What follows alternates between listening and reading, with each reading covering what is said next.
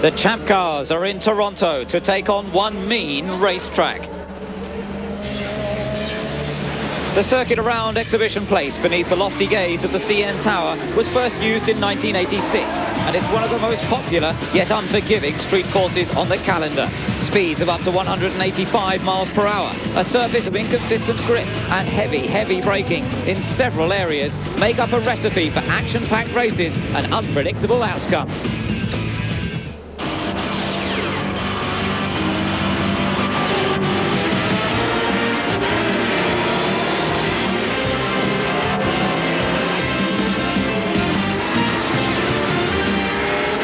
Hello and welcome to round 11 of the FedEx Championship Series as we prepare to see who will join the roll call of winners here in Toronto.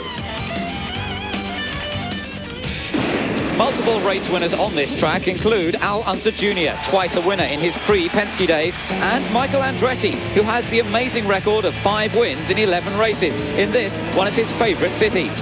Paul Tracy, the hometown hero, winner in 1993, Adrian Fernandez in 96, and most recently, Mark Blundell, the defending champion. One name missing from that list is the man dominating the championship right now, Alex Zanardi, yet to win a race in Canada at all. Zanardi has been the star of the road courses so far this year, winning both in Long Beach and in Detroit. He's on a roll of 3 in a row. If he makes it 4, he'll match Al Unser Jr.'s record from 1990.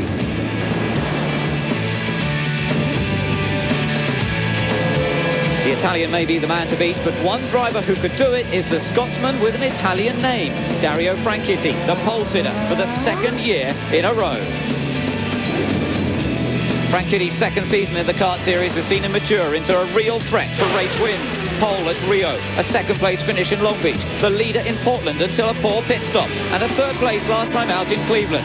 It's time to put the ghost of last year's first corner incident with Bobby Rahal behind him.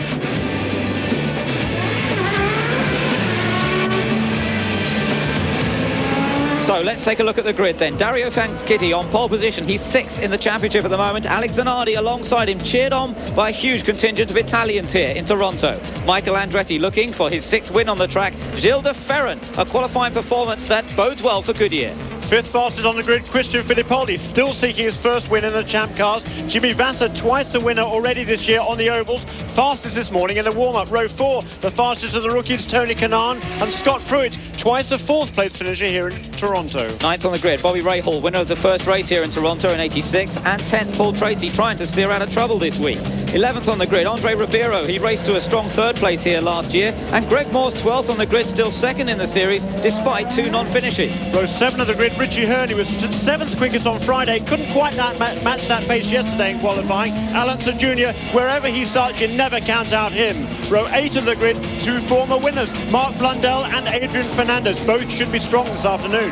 Down in 17th place on the grid, Brian Herter, 2 times winner of the race in Indy Lights here, and Patrick Carpentier, winner of the Atlantic race here in 1996. 19th on the grid, Maurizio Gugelmin, last year's best qualifier on average, having a dreadful year. Max Papis is the fastest of the Toyotas. Row 11, Elio Castroneves, he won here last year in the Indy Lights. Robbie Gordon, his Toyota needed an engine change after the warm-up session. PJ Jones, he loves the street courses. Michel Jourdain Jr., the youngest driver of the field, just 21 years of age. 25th on the grid, Arndt Meyer, same position on the grid for the last 3 races. And JJ Leto, still mystified at his lack of pace. On the final row, it's Alex Barron and Walter Salas in a car that's been rebuilt from a heavy qualifying accident. That is how the 28 cars line up for the start of this race. And as you can see, there's 1 lap to go before they come to take the green flag to start this 11th round of the FedEx Championship Series. We're taking a look at the track there, and as you can see, there's a good long straight. They're building up to quite high speeds, as we said, nearly 185 miles an hour, but some tricky sections to deal with. Yeah, a good variety of corners on this racetrack. It's really a fun track. The drivers love it. The variety of corners, some fast corners and some slow corners, and a couple of opportunities for overtaking. Weather conditions reasonable. There's a hazy cloud cover really all the way around the environment that we can see looking out of our commentary box window. Not the bright sunshine that we have enjoyed this weekend, but not the little bit of rain that we suffered on Friday. It looks as though it should remain dry for the remainder of the afternoon. onboard cameras, as you can see. Gilles de Ferran there looking back from his Walker racing car, but there is the man who starts from pole position for the second year in a row here in Toronto after a great effort in qualifying. The pace car lights are out. That means that the drivers are now getting ready to line themselves up side by side in those 14 rows to get ready for the start. It's a little tricky to line up. There is a sequence of corners before the start-finish line, so to actually get side by side is quite hard work. Yeah, it is, and they come out of the last corner. Coming out of the last corner, turn 11 is a left-hander. On the race in race trim, it's a very fast corner, leads onto a pretty fast straightaway. They get to 165 miles an hour or so. You don't really want to be on the dirty line through that corner and pick up some pickup rubber on your tyres. So you want to try and keep a single file through there and then get into two abreast formation for the start. We've got, 3 corners to go now. We're beginning to get into formation. Yes, you can see Zanardi and Franchitti are joined behind by Michael Andretti and Gilles de Ferran, and they're all just beginning to get themselves in position. First corner could be trouble. It was last year for Dario Franchitti when Bobby Rahal made a brilliant start, and they both got into contact as they came down to corner 1. Franchitti makes an early break as they take the green flag. It is green. Franchitti gets away nicely on the inside line, and watch out for Gilles de Ferran trying to go around the outside of Zanardi. Zanardi squeezes him out as he could do. He was far enough ahead. Zanardi second, de Ferran third, and Andretti not away very well. He's down in 4th position, and it looks as though everybody's got through there safely. A great clean start by Dario Franchitti. That is excellent. You need to get the car spaced out, and now into the heavy braking there, turn 3. There he is on the inside, Gilles de Ferran, Michael Andretti on the outside, and streaming through some of them 2 abreast behind. Some great racing there. Michael Andretti, has he made it? Well, he has now. He's finished off a move that he started a corner further back. Andretti went round the outside in turn number 3. Brilliant move that from one of the best racers in the field, and that's put Andretti into 3rd place. And watch out for him on this racetrack. He's got that incredible record here, but already he can see these 2 Honda-powered machines beginning to pull away. Faster and tyres as well on these 2 leads. We're on board there with Alex Zanardi through turn 10. Now turn 11, the final corner, onto the pit straightaway, and in pursuit of Dario Franchitti. A fabulous first lap from Franchitti, and here is Zanardi in pursuit. Yes, he really did it well this time, Franchitti. He positioned the car perfectly. He made the break at the start. He wasn't waiting to put his foot down. They came out of that last corner and he was just gone, and Zanardi couldn't do anything about it. And now Alex Zanardi finds himself in much the same position as he found himself last year, except last year it was Mark Blundell who was leading, and remember that battle? It went on all through the race, but Zanardi never found a way past. There is Paul Tracy. Tracy's going well, up to 6th position. He's under attack from Christian Fittipaldi, but that's a good getaway. He started down in 10th. Yeah, he's great on these first laps. He really takes advantage of the situations as they present themselves, and a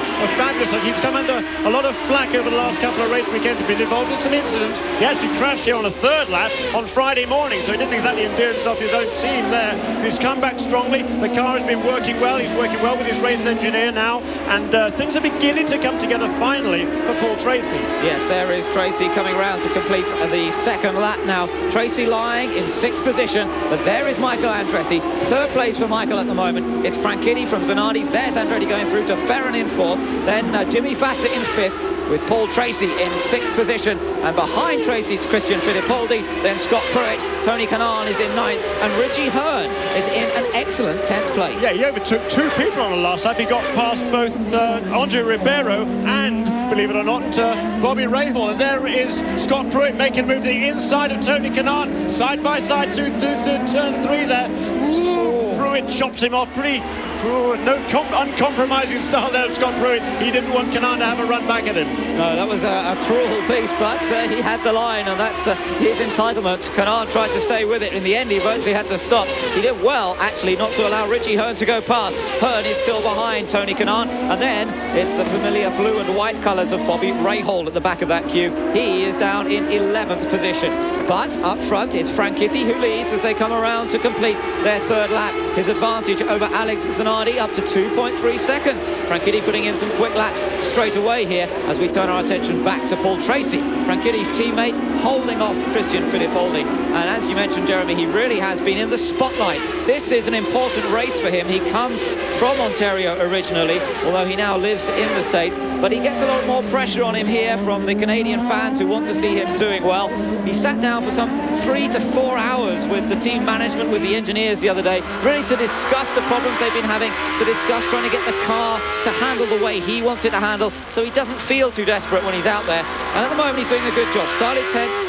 Paul Tracy now in 6th place. There he is, with Christian Fittipaldi right behind. But remember, these two have had their incidents this year. They have. In Long Beach, of course, they had an incident. They came together in Long Beach while disputing 6th or 7th position there, I think it was. And there was some mixed reviews as to who caused that accident. But the end result was they were both out of the race. And they don't want to repeat that this afternoon. Look at the lead that Franchitti has already opened up. Really shot away. Now, Zanardi might be playing a careful game. Tyre wear is a big issue there.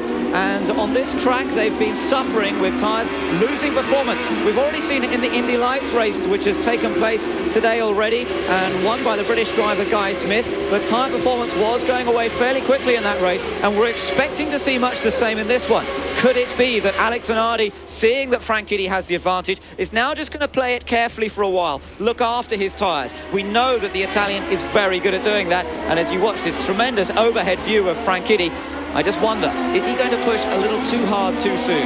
Yeah, we hope not there. Certainly he's driving beautifully at the moment. Inch perfect, and there is Zanardi in 2nd place, Andretti 3rd, De Ferran 4th, Jimmy Vasser 5th, and then that battle for 6th with Paul Tracy. Just a little bit farther down the field, and let me tell you, Alonso Jr. has made up one position each of the last 3 laps. He's up to 13th place. Greg Moore, however, has lost a couple of positions. He's back to 15th. There is Greg Moore, dicing with his teammate Patrick Garpontier right behind him. Ahead of those two now is Robbie Gordon. Yeah, that's Robbie Gordon ahead of him, as you say, Joe. That's a pretty impressive effort. He started 22nd, and Robbie Gordon is currently 14th, so a brilliant opening stint from Robbie Gordon. But it's Dario Franchitti who leads here in the early stages.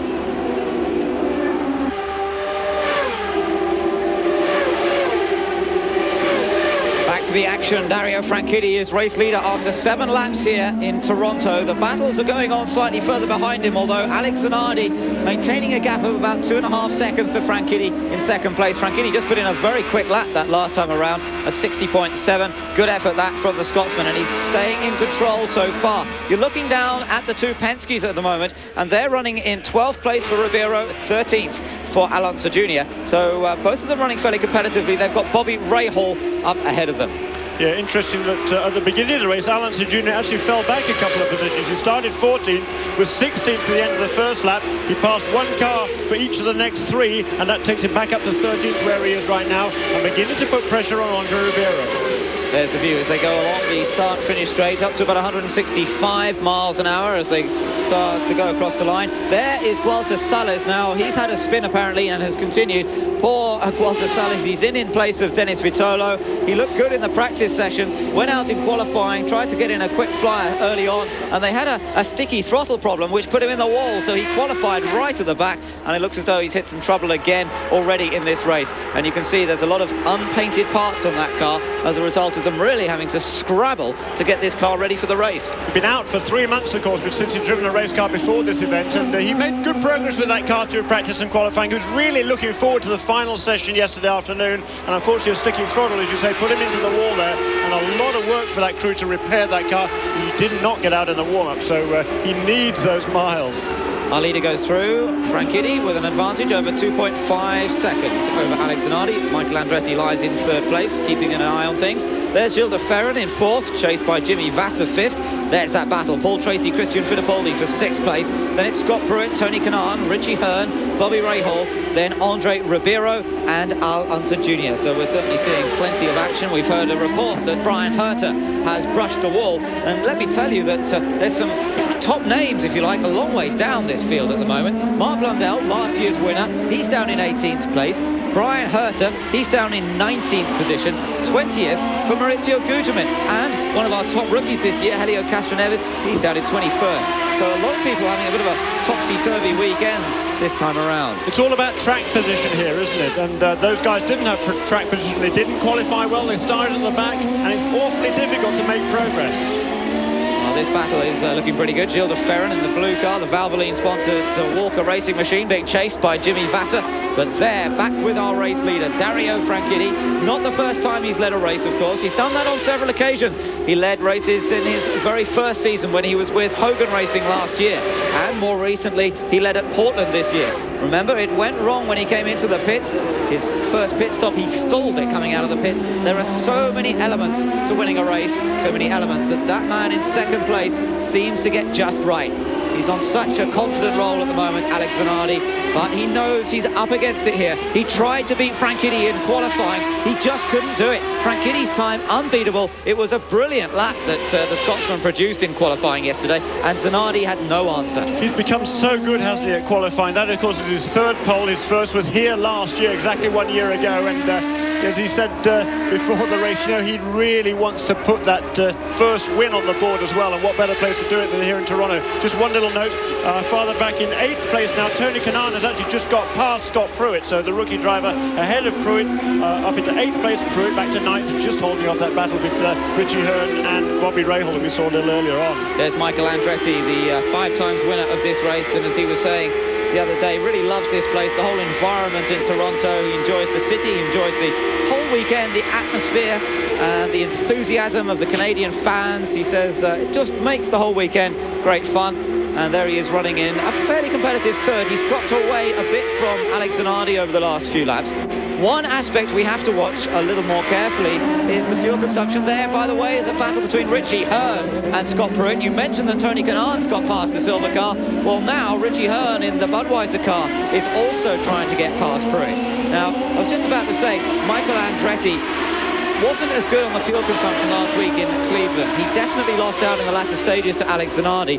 Now we're hearing that even in these early stages, and perhaps because we haven't seen any incidents yet, no full course yellows, which is fairly unusual in the early laps of these street course races, everybody already will be very conscious of fuel consumption. They want to get through this race on 2 stops. It should be possible, but it is going to be tight on fuel. And that could help the Honda runners. They do seem to have the edge still in terms of fuel consumption. They certainly do. As you said, last weekend it was very noticeable indeed. Michael Andretti had a really fast car last weekend. The Goodyear tyres were working extremely well as we watched that battle out between Scott Pruitt and right on his tail, the red Budweiser car of Richie Hearn. But Andretti wasn't able to challenge in those final stages. His fuel consumption just not good enough. He'd have run out of fuel, he'd have pushed any harder.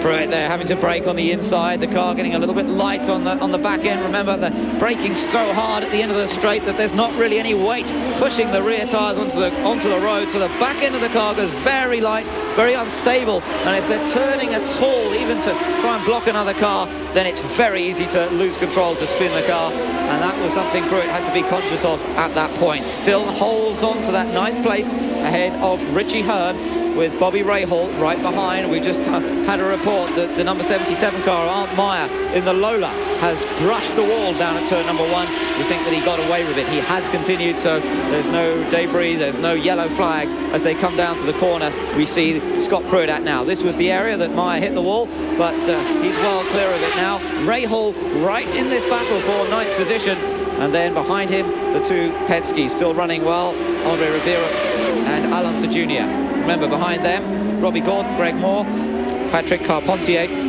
But let's just take a look at this view on board. Great onboard camera. Look at that. How much closer can you get the front of that Swift chassis that Richie Hearn's driving? It's behind the Reynard of Scott Pruitt. Wonderful pictures. It is great. I love these onboard cameras. And it's a great race right there. They're going round turn 6. There's a sweeping corner, very fast corner. 3rd gear, up into 4th there, up into 5th, up into 6th gear. This sweeping corner. You can already see there in the foreground some of the marbles beginning to build up on this racetrack. Excess rubber as it rolls off these tyres, as the tyres get used up. So, as this battle for 9th place continues, you're watching it now from the slightly different perspective on board Bobby Rahal. He's behind those 2 as they continue their charge around this 1.7 mile lap down towards Prince's Gate. You get a good view of that from on board Bobby Rahal's car.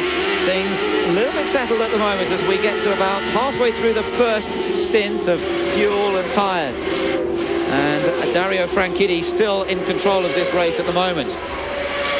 Richie Hearn there, still thinking about going past Scott Pruitt. Again, he gets tucked right underneath the rear wing of the Visteon Reynard. Again, there's not enough space, and that's the problem here. It is tough to find just that little bit of space required And Richie Hearn at the moment just can't find a way past the experienced road racer Scott Pruitt, who's making his life as difficult as he should do. Franchitti up front at the moment from Zanardi.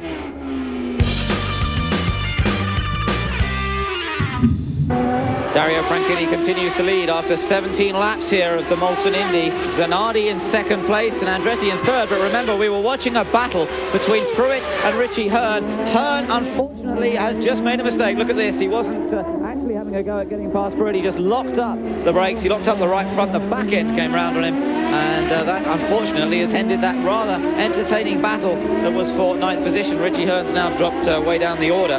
So, great disappointment. He's not lost too many places. He's actually down to 13th position, and we've also had report that PJ Jones had a spin down at turn number 1. Otherwise, things going quite smoothly for the leaders. Franchitti with a 3-second advantage over Alex Zanardi, an impressive amount that he's pulled out in the course of this race so far. Then Michael Andretti, you can just keep an eye on the black car of Andretti, holding on to 3rd position. There are the leaders coming through. There is Zanardi in 2nd position, and then Michael Andretti in 3rd as they go past these packed grandstands on the start-finish straight. A huge crowd turns up annually here to the race in Toronto, and the Canadian motorsport enthusiasts really love this form of racing, really get well behind it, and the drivers finding themselves hounded for autographs just about wherever they go. But they enjoy it too. It's great to have the sort of enthusiasm and atmosphere they can enjoy here in Canada. Let's just ride on board a moment with Michael Andretti down into turn 3, and then a little kink left here, turn number 4, up through the gears a little bit, building up the speed to just about 115, then on the brakes, down into 2nd gear, minimum speed there of about 45 miles an hour, but now it's really beginning to build up through this long sweeping right-hander, and you can see a bit of correction. He's building up 5th gear about 140 miles an hour as he heads up towards turn 8, then hard on the brakes again, 2nd gear, down to 50 miles an hour.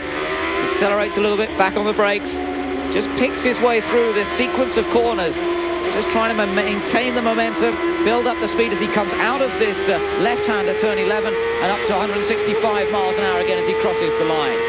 Andretti completes his 19th lap. He's still 4 seconds behind race leader Dario Franchitti, but still very much with Alex Zanardi in sight. Very much so, and Michael Andretti, he's actually closing just a tad over the last few laps. The back gap was out as much as 2.3 seconds between this pair, and Andretti now just 1.7 seconds in arrears of Alex Zanardi. And here, though, is Scott Pruitt now running in 9th place. There is Ray Hall in 10th. And Ribeiro in 11th place. Yeah, it looks as though we might get a sort of rematch, if you like, of the battle for 9th, except not with Richie Hearn now. It looks as though Bobby Rahal is beginning to size up Scott Pruitt. I think Pruitt's team will be a little surprised at this. I know that after the warm-up this morning, they felt that Pruitt was in really, really good shape. He found something for qualifying yesterday and qualified much better than they expected. He got into 8th place when he had been languishing. They felt very confident after the warm-up, but it doesn't seem to be coming together in the race. And as we've seen, he's struggled to stay ahead of Richie Hearn. And now Bobby Rahal, if anything, has closed up on him a little bit. So things obviously not working quite as well as they thought it would. Yeah, that's true. They've struggled, though, here on Friday with the Visteon Reynard. They weren't able to get a good balance on the car. They made a lot of changes overnight and much more competitive on Saturday. And as you say, they were pretty confident coming into the race, but the car is not quite there at the moment. And certainly he is on fast-turn tyres, the same as the 2 leaders, Dario Franchitti and Alex Zanardi. He also has the same engine, the Ford Cosworth XD engine that Michael Andretti has in 3rd place. And Michael is just 4 seconds or so behind Dario Franchitti, maintaining a very good pace now. And there is this battle. There's Richie Hearn. He's caught up to Alonso Jr. making a move on Lakeshore Boulevard, but no, Unser very late on the brakes there, holds him off. Yeah, Richie Hearn is looking very racy today, isn't he? He made that mistake when he was trying to get past Pruitt, and now he's got to do it all again from down in 13th position. But he's not afraid to have a go. He's got Alonso Jr. ahead of him, but that could prove to be a tough nut to crack to get past Al Unser Jr., twice winner on the Toronto street track, and always one of the hardest races. Meanwhile, we'll keep an eye on that, and let me tell you that some of the other names are still not making much progress. Greg Moore is down in 15th position. He can't find a way past Robbie Gordon, so he's got himself somewhat stuck down there. Adrian Fernandez, well, he's down in 17th position, so he's not having much fun. And look at this, we're back on board with Michael Andretti. third place, remember, but look how much closer we are to the back of Alex Zanardi's car. It does seem as though the Goodyear tyres are holding up well for Michael Andretti. Perhaps the Firestone tyres are struggling a bit. Having said that, Dario Franchitti's just put in another 61.1 second lap. Very consistent from Dario over the last 2 laps. There hasn't been any apparent drop-off of pace from him. It was the last lap from Zanardi that was a bit slower. Yeah, it was, and that's the key. I think he must have made a mistake somewhere. It's very easy to make a mistake on this racetrack. He went off the road yesterday in qualifying, in the practice session yesterday morning. We saw him brake too deep into turn 8 going to the escape road. He was also actually off the road this morning, but that actually wasn't a mistake. It was a turbo problem on the number 1 car of the defending champion. They had to change that turbo and the engine, so that's a brand new engine and turbo in that car. Does not have the benefit of going through the warm-up session. Now, here's that battle I was talking about a moment ago. Robbie Gordon and Greg Moore, the battle for 14th position. Meanwhile, we've got a Penske into the pits. It's Al Unser Jr. An early stop for Al Unser Jr. Now, that's an interesting situation. They're putting a new set of tyres on, refueling. Now, this could be a little bit of a tactical ploy, but 22 laps were pretty early on. Penske, though, of course, always so good at playing the tactics in these races, and it may just be that they felt he was stuck where he was. But in fact, they've just got him out in a rather bad position. He's just come out behind a whole gaggle of cars, which is not good news at all. No, he wasn't. There is, by the way, the race leader, Dario Franchitti, going past the lap car there of Walter Salas, who goes 1 lap down. There is a battle for second place with Zanardi and Andretti, and a priggish gap back to the 4th place car of Gilles de Ferran. But certainly, Unser was not being held up there. He was probably holding up Richie Hearn. So, and he wasn't certainly being held up by his teammate Andre Ribeiro, who's directly ahead of him, actually about 10 or 12 car lengths ahead of him on the racetrack. But here we are on board with Michael Andretti at the end of Lakeshore Boulevard. So let's just calm down and watch this driving of Andretti as he takes us around this Toronto street track. As you can see, there's just no room for error at all. Right up against the walls everywhere you go, and trying to close down that gap a little bit to Alex Zanardi, but it seems to have sort of got a bit more stationary again, the gap between these two. Good view of some of these concrete patches on the apexes of the corners. That's what's been causing the drivers a fair bit of difficulty. And Michael Andretti just playing it carefully at the moment. There's Christian Fittipaldi down in 7th place. Tony Kanaan is in 8th position.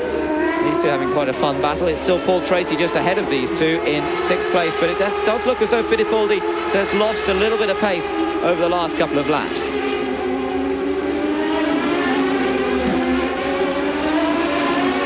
So Fittipaldi leads around onto another lap. They're on lap number 24 now. Up front, Dario Franchitti still enjoys nearly 3 seconds advantage over Alex Zanardi, with Christian Fittipaldi coming under increasing pressure from the rookie Brazilian Tony Kanaan as that battle for 7th place continues. Back to the action here in Toronto. It's all happening, and well, we've seen a lot of incident, and Christian Fittipaldi's in trouble in the pit lane. He's been having a very good run, but it looks as though it's gone wrong again. They've stalled the engine by the looks of things as he tried to get back out. Let me tell you what's been happening here. We weren't expecting the stops to come along, but a yellow flag, a full course caution came out as a result of an accident involving several cars, and perhaps importantly, Alex Zanardi got held up by that. Look, Gilles de Ferran's off as well. Gilles de Ferran stuck by the side of the pit road there. Now, he's actually in the pit lane, but I don't know what's happened to Gilles de Ferran. Perhaps he stalled it or got hit as he came out of the pits. There is the chaos that has caused this first full caution period of the race. Michel Jourdain is the car nearest the bottom of the picture. There is Gilles de Ferran in the pits. I don't quite know what's happened to him at all, but he's stopped there in the pit lane on the outside and his crew running over to try and get that car fired up, and with luck they'll be able to fire it up and get him out before he loses a lap. He's still on the lead lap because the pace car is still holding up the back of the field. If they can get it fired up, and they can't, they're going to have to drag it back into the pits, or certainly onto the inside of the pit lane. They're not allowed to push it on the outside of the racetrack. The car looks as though maybe a suspension problem there as well. Now, this is some stuff we've been looking at to see what happened in the incident. This was Patrick Carpentier going past Robbie Gordon. Now you can see it was all a bit tight there. Adrian Fernandez tried to get up the inside as well. Now this is a separate incident, really. Michel Jourdain coming down under attack from Alex Barron. Jourdain shuts the door. Barron gets it all crossed up under the brakes, makes contact. Jourdain tightens in, can't get through, so Barron is hit. Arndt Meyer tries to squeeze through the gap. He gets through all right, but then he gets held up. JJ Leto gets tightened in behind him, and then one of the Penske's, which one is it? Munson Jr. He'd already made that stop, and he rejoined at the back end of that group. Here we are on board with Michael Andretti, with there's Jourdain's car to the left, and here is the mess in front. Zanardi goes to the inside there, and he can't get through. Andretti has to be patient. He waits his turn and is able to get through the rest there. So Alex Zanardi very unlucky there. He just chose the wrong side to go, Ben. Yeah, the wrong lane choice there from Alex Zanardi, and it's lost him several positions. In fact, he's down to 5th place as a result of all that, just getting held up by the accident there that caused the first caution period. Now a little bit early in terms of number of laps. Let's see what it looked like from on board Zanardi. Here he was in 2nd position, cars around in front of him trying to pick his way. Which way do you go? He couldn't go to the left really because Gualter Salas was there. It was natural to go to the right, but unfortunately it proved to be the wrong choice. Yeah. Then he had to find a way of getting out of there. Yeah, Salas saw the incident in front of him. Really,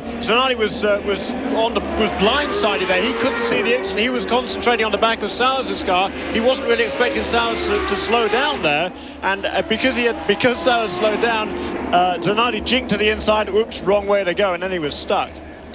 Well, it is all happening, isn't it? All of a sudden, Gilles de Ferran is out of this race. He'd been running well up in the order of things, and now he finds himself out altogether. Meanwhile, Franchitti has survived all this, let me tell you, to be leading. It's Andretti 2nd, Vassar, who's now up into 3rd, and Tracy up to 4th. Good stop that from Team Green for both of their cars. Zanardi down to 5th, then Kanaan in 6th place, Rahal 7th, Pruitt 8th, Ribeiro 9th, and Richie Hearn in 10th place. But what disappointment for the Walker Racing crew. For Gilles de Ferran, nothing seems to be going his way this year. They really have struggled to get the results that they've deserved. I mean, they've been qualifying reasonably well on many occasions. He finished 6th last time out in Cleveland, had a 3rd place finish in Detroit, but he just can't seem to get the regular podium finishes that we've seen Gilles de Ferran scoring in the past. So it's not quite coming together for the Brazilian at the moment.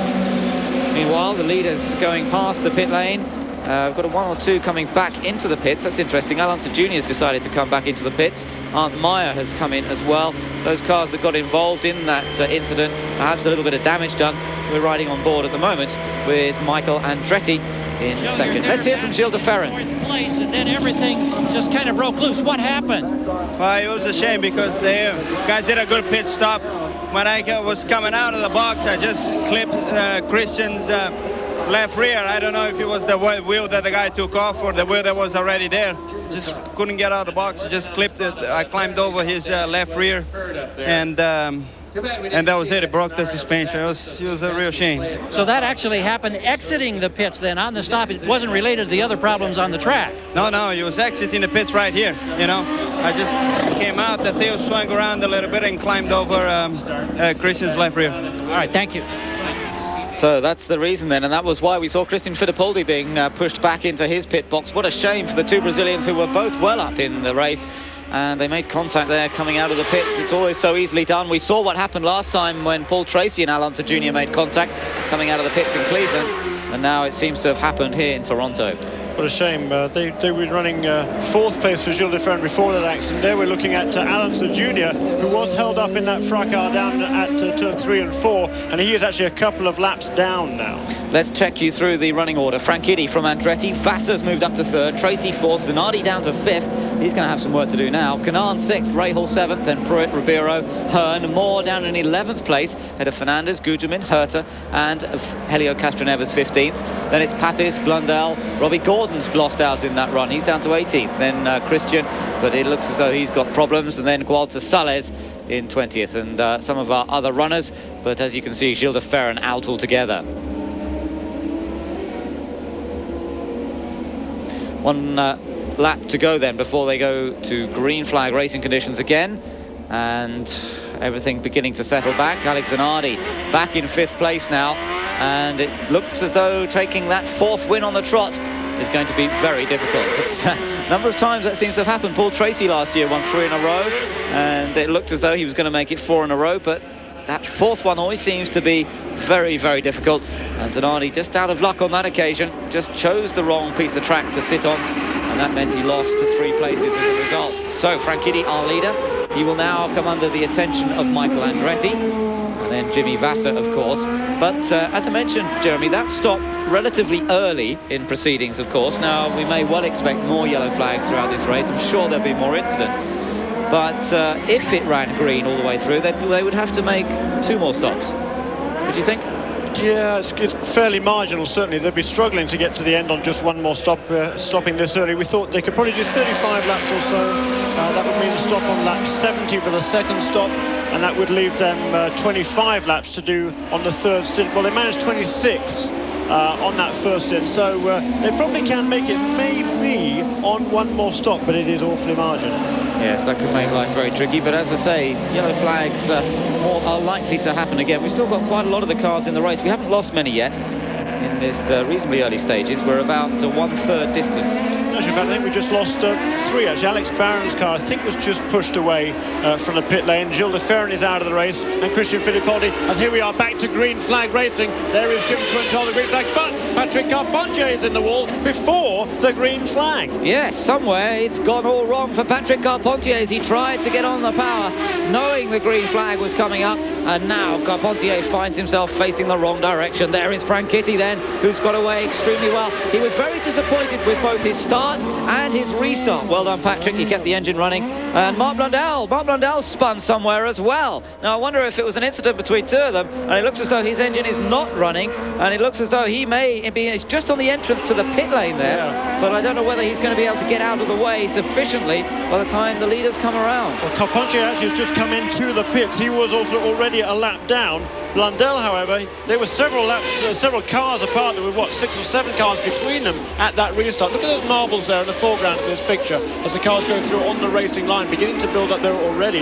Only 30 laps in the books. Yeah, there are the leaders going past the stricken car of Marc Blundell, and there is Patrick Carpentier in the pits, trying to check the car over and see if any damage was done in that spin that he suffered on the restart, as Dario Franchitti leads. Michael Andretti second. Now look at Zanardi. Zanardi got past Tracy on that lap, so a good restart from Alex Zanardi. He's got him into 4th, and now he's chasing after his teammate Jimmy Vasser. Meanwhile, we're on board with Bobby Rahal. Rahal lies in 7th position, but keep an eye out on the 2 target cars, Vasser and Zanardi. Zanardi already finding his way past Paul Tracy, but can he make another move? Meanwhile, Rahal gets past the lapped car of Walter Sales, and the rest of the field file their way through. There's Greg Moore just ahead of Adrian Fernandez.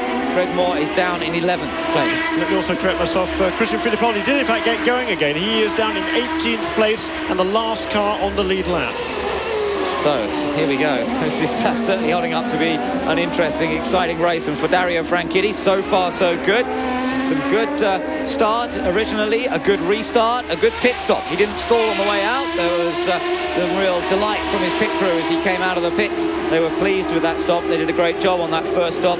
That's one potential hazardous situation out of the way cleanly. And Zanardi sliding that car as it goes over the concrete, correcting it beautifully and continuing on this 33rd lap of 95. You can see he's pulled out quite an advantage over Michael Andretti already.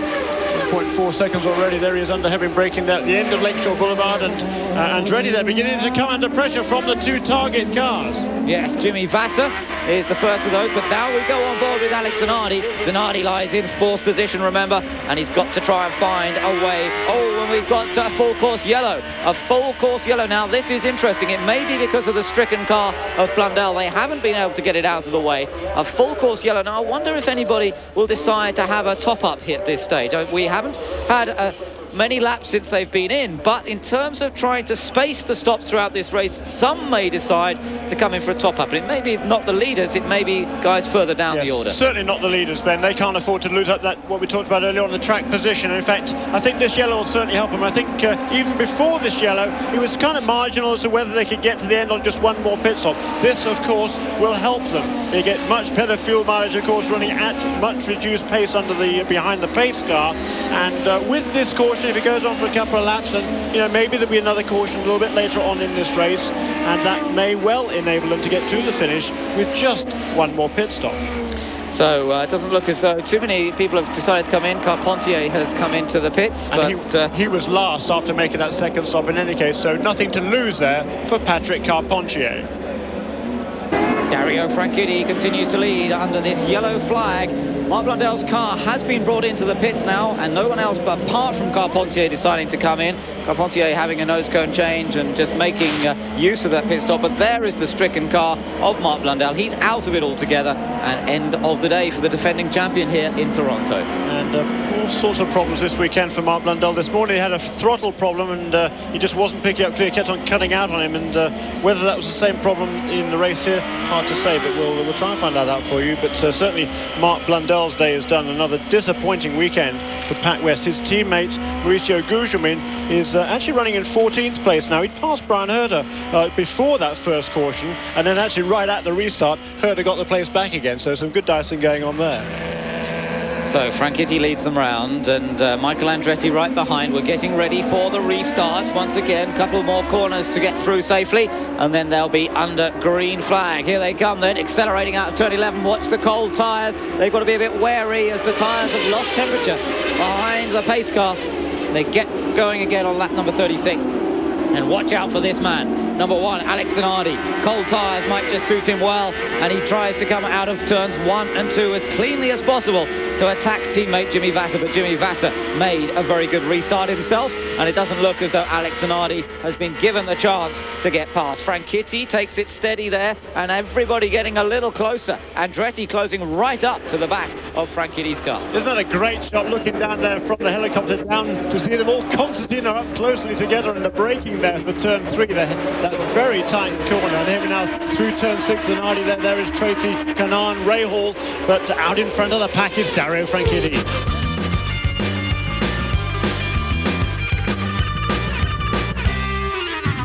Meanwhile, up front, the man he battled with in the Rookie of the Year contest last year, Dario Franchitti, has opened up another advantage again over Michael Andretti. Then the two Ganassi cars, Vasser followed by Zanardi. Remember, Zanardi having lost that time in the incident which caused the yellow flag. Look at this little gaggle of cars. Greg Moore, Adrian Fernandez, Brian Herter, Gugelmin's in there, Helio Castroneves and JJ Leto. It's all a bit of a mess. Who is 1 lap down? JJ Leto is 1 lap down. He was one of those cars involved in that incident down turn 3 and 4 a little while ago, and he was just trying to get out of the way, I think, and let these guys go through. He was actually dicing with Walter Salas there. There was Salas, just goes through ahead of Moore, Fernandez, Herder, Gugelmin, and Helio Castroneves, and the rest of this train of cars. And Leto says, I don't want any part of that lot, I'm going to get out of their way. Ooh, there's Pappy sliding the car through turn 8. Yeah, it's all fairly frantic in that part of the course at the moment. There is on board with Adrian Fernandez. He lies in 12th position. A winner on this racetrack in the past, a couple of years ago, but a win, Jeremy, that was tainted with tragedy, wasn't it? Indeed it was. The young driver, young American Jeff Krosnoff, a really fine young man, and it was at the end of the straightaway here, was involved in a terrifying accident. The car took off, also claimed the life of a course worker, Gary Avrin, and I was actually down there at that corner, and it was a very tragic incident indeed. And Krosnoff really was a super young man, and well loved by the Archero Wells team. They still carry his motto, stay hungry, on the car, which of course now is driven by Max Papis. Well, Fernandez took the win on that occasion. Hasn't really been on the pace this weekend. They've struggled to get a setup, and in fact this morning after the warm-up they decided to simply adopt the setup that Scott Pruitt had put on his car, hoping for better things from that, but it doesn't seem to have helped either of them that much, with Fernandez there down in 12th position. Oh, and we've got problems for Leto. Leto out in the tyre wall and out of his car. And this is going to be another opportunity for the full course yellows to come out. Poor old JJ, he's had a tough weekend. They just cannot seem to get the car to his liking. He's just miles off the pace. Can't understand it. They haven't done a great deal of testing this year, but when they do go testing, it all seems to come together. They seem to be on the pace, and then when they get to a racetrack again, it all goes wrong. Well, there, as you can see, the yellows are out. No great surprise there, and the pit lane is open. I can see a few teams getting ready, notably Robbie Gordon's pit crew getting ready down there in the pit lane at the moment. Yeah, he's actually been struggling since the last couple of laps since he went green again. He's been dropping back. He lost a place to Christian Fittipaldi, and actually fell back quite a long way from that group, having been running amongst that pack earlier on. So there's some debris there from JJ Leto's car. That's of course what they've got to clear up, and the cause of this full course caution, the third of the afternoon, the third, and that's in the last 15 laps. So JJ, his difficult first season in the championship continues then. Went out in that accident last week when he hit Greg Moore's stricken car in Cleveland, one of 3 cars to hit Greg Moore's machine. And in fact, they cracked the chassis as a result of that. So JJ didn't have a spare car, or at least not a 1998 spare car here this weekend. They had to make do with a 1997 car. And it wasn't only their crew that was busy getting ready for this weekend as a result of that accident. Helio Castroneves, the Alimax crew, they really had to work hard to get a car ready as well. Alonso Jr. is into the pits, as is Robbie Gordon, as you can see, right behind. And these two both taking advantage of the caution period. Remember, Unser made an earlier stop anyway, so he's on a different strategy. That's now his second stop that he's made. Well, second extra stop. He's actually 2 laps down as well. And he of course was one of the guys caught up in that accident down there in the hairpin, and 2 laps down in 23rd position for Alonso Jr. So JJ out of the car, bit of a clear-up operation continuing. Franchitti leads as they follow the pace car. Andretti second, Vassar third. Alex Zanardi down in 4th place, Paul Tracy in 5th, and Tony Kanaan in 6th position at the moment. So things fairly quiet down there in the pit lane. Nobody's going to be coming into the pits for the moment. Somebody out there on Lake Ontario enjoying a little bit of sailing instead. There's a nice breeze blowing actually for a bit of sailing. Yeah, beautiful day I would think, as you say, nice little fresh breeze off the, not ocean of course, off the lake. And it's a great area for water sport activities around here. There's also a little airport there right across this kind of a bay here. There's a little, looks like a Cessna 172 coming into land. I can see it over there looking from our vantage point here high above the stadium area of this racetrack, above the pits. Well, there you can see the cars just keeping a bit of heat in the tyres, weaving around a little bit. The temperature a bit cooler today, there's no doubt about that, than it has been over the last few days. Probably that's helped to look after the tyres more than they were expecting. They were expecting the tyres to go off in performance to quite a large extent, but in fact the lap times have held up pretty well so far when they've been running under green flag conditions. Franchitti particularly has been very consistent on his lap times, and the tyre performance has held up very well. You have to say that it's been very even all weekend between Firestone and Goodyear too. Andretti's held that sort of pace, hasn't been far off, and it does look as though Goodyear have closed up the gap. So in the last couple of races, I think they were struggling at Portland, but the last race at Cleveland, Goodyear was very, very strong indeed, and I think it was only the fuel consumption really of the Ford Cosworth engine that wasn't quite up to a par with the Honda.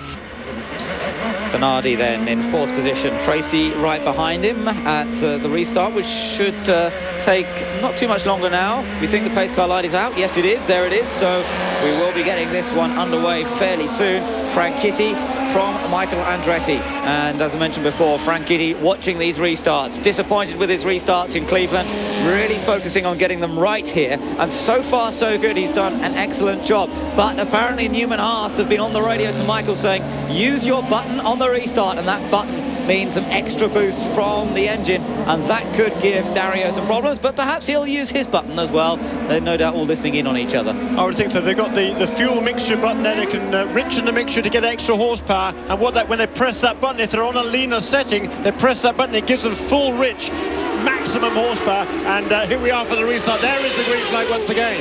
Yeah, and Michael Andretti had a big twitch coming out of turn 11, wasn't able. And look at Tony Kanaan, he's going up the inside of Paul Tracy. Great manoeuvre that from Tony Kanaan, the Brazilian rookie we were talking about a moment ago. He's taken advantage of the Canadian, and that moves him up into 5th position. Watch Zanardi, Alex Zanardi on the attack of Jimmy Vassar, looking for a way past. Vassar down on the inside, Zanardi on the outside. Oh, so close to making contact, the two teammates. Chip Ganassi would not be at all impressed if they take each other out at this point in the race, and they just managed to get through that turn number 3 safely, and they drop back into position again. Zanardi, well, that was a good opportunity for him, and he had to think about taking it. Those opportunities are few and far between on a track like this one. They certainly are, and good move there by Jimmy Vassar. Nothing untoward there. He did exactly what he had to do, protect that line. He's in this championship just as much as Alex Zanardi.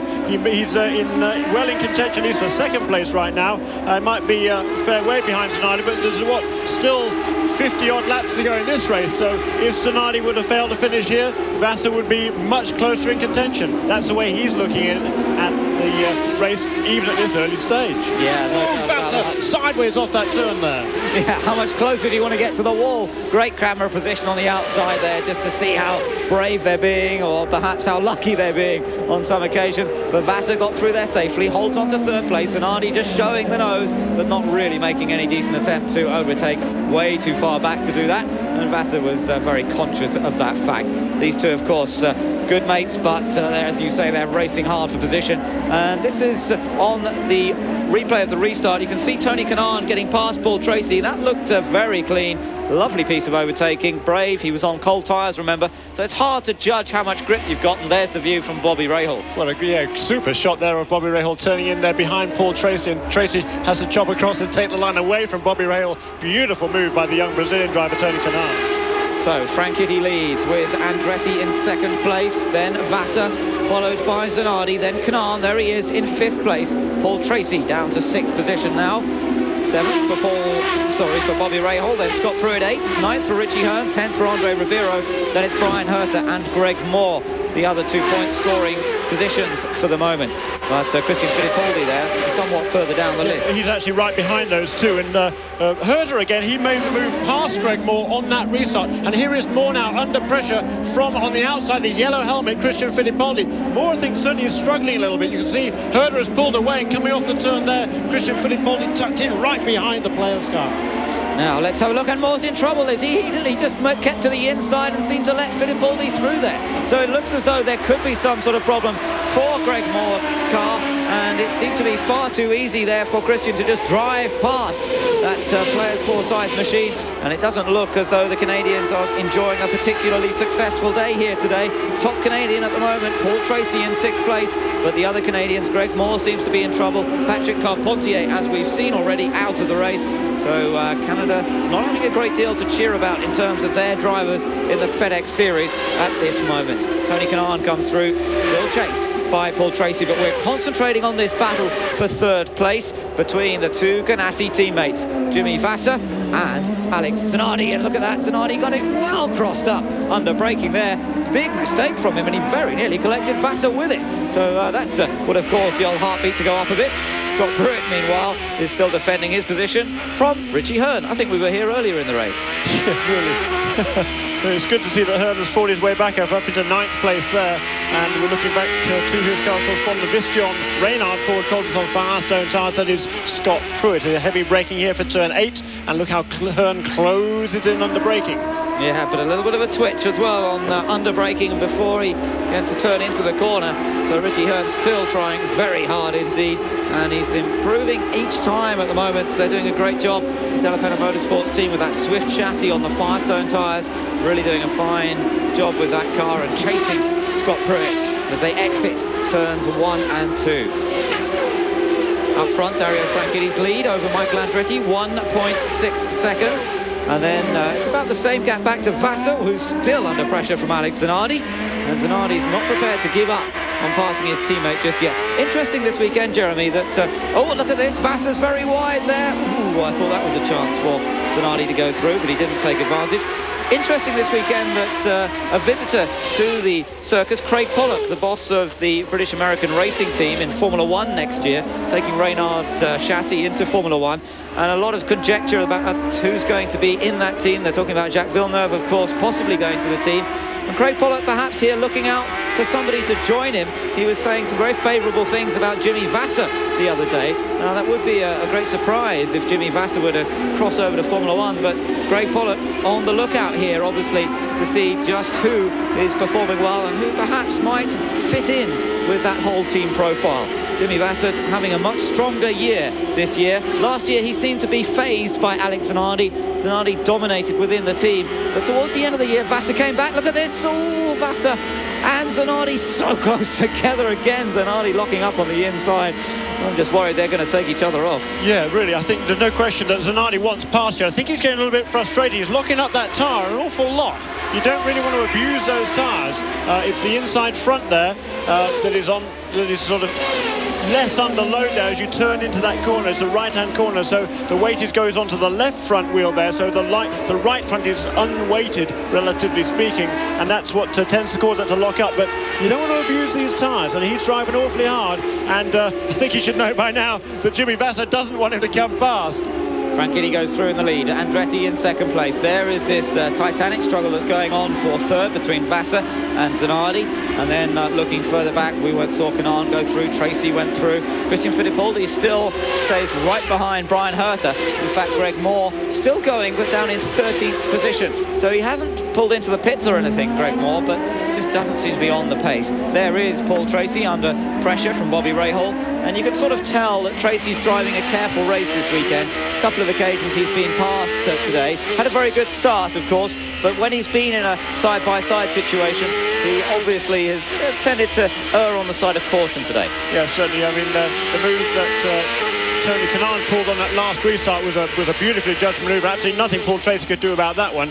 And the previous restart, of course, he was overtaken also by Alex Zanardi. But he, as you say, he wants a good finish this weekend. And meanwhile, his teammate really is beginning to extend his lead again over Michael Andretti in second place. And Andretti's teammate, Christian Fittipaldi, of course, after that incident in the pit lane with Gilles de Ferran, he's worked his way up from 18th to 12th, right on the tail of Brian Herder. Right on the tail of Brian Herder to come past us this time. And actually looking to the inside in turn one. No, he can't make that move. But Christian Fittipaldi also looking good in that Swift and Ford Cosworth combination. But right now we're on another Ford-powered machine, that of Bobby Rahal. And look at this, Zanardi and Vasser. Well, they just don't give up, do they? Well, Zanardi doesn't give up. He's just so determined to get past Jimmy Vasser, as you say, Jeremy. Getting a little frustrated with all this, perhaps. We've seen him overtake on this track before, and he's certainly having a good old go at the end of the straight, but it's just not working for him at the moment. Vasser defending vigorously, as he's entitled to do, and obviously not about to give way to his teammate, who, as you say, his main rival in the championship in many ways. He's not going to give up. And there is the race leader, Dario Franchitti, through that final corner, turn 11. He's really turning up the wick. Last time around, the fastest lap of the race, 60.2. This time a tad quicker, 60.1. And a lead now over Andretti, 2.4 seconds. Yeah, he's driving superbly, isn't he? Dario Franchitti, remember, the same equipment package that Alex Zanardi and Jimmy Vasser enjoy. That's the Reynard chassis with the Honda engine and the Firestone tyres.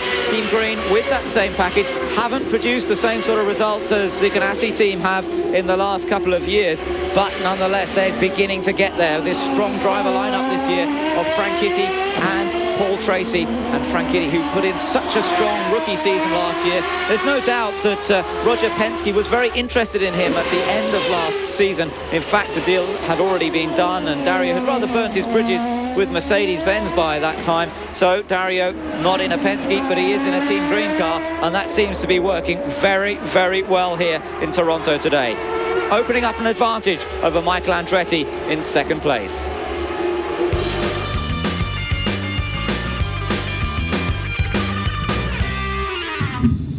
Welcome back here on Eurosport as Dario Franchitti continues to lead this race, as he has done from the very beginning. From pole position he started and went into an early lead. Michael Andretti chases in second place, 1.8 seconds behind. Still in third place is Jimmy Vasser, hounded every moment by teammate Alex Zanardi, but Zanardi still cannot find a way to go through. And so Zanardi stays in fourth. Tony Kanaan is in fifth place. Behind him is Paul Tracy, then Bobby Rahal in 7th, Scott Pruitt 8th, Richie Hearn 9th, and Brian Herter in 10th place. Let's just watch on board a moment with Michael Andretti as he fights his way around this demanding street track.